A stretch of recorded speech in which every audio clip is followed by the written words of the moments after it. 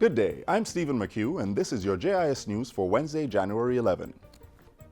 The Ministries of National Security, Health, Economic Growth and Job Creation, as well as Transport and Mining, have received increases to their budgetary allocations. The figures were revealed when Finance Minister Audley Shaw tabled the first supplementary estimates for the 2016-2017 financial year in Parliament Tuesday.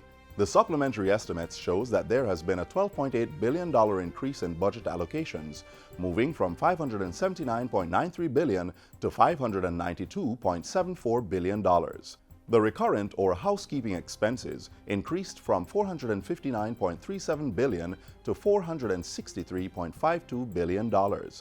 Capital or development spending also increased from $120.56 billion to $129.2 billion.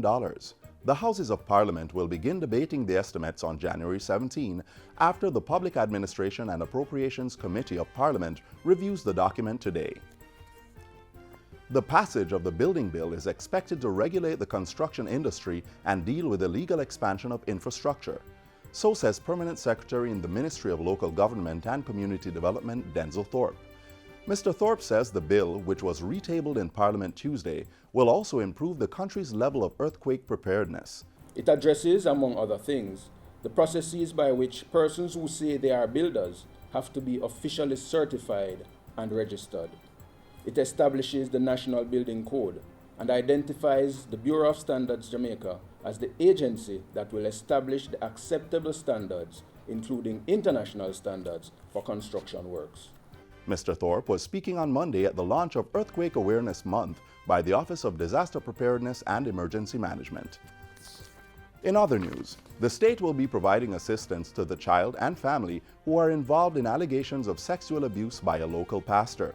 State Minister in the Ministry of Education, Youth and Information, Floyd Green, says the Child Development Agency, CDA, has begun its intervention.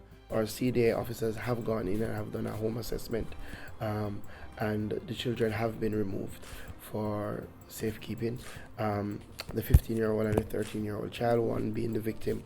And we have already started counseling because we always think about how can we try to get our children back on a road where they can have a productive life and they can minimize the impact of the incident. In addition to the state providing parental support, Minister Green says Food for the Poor has been contacted to provide home-related assistance as the family dwelling is in poor condition. Health Minister Dr. Christopher Tufton says the Jamaica Moves program will be launched soon. The initiative is aimed at getting citizens to a consistent level of physical activity. We intend to launch that in another month or so.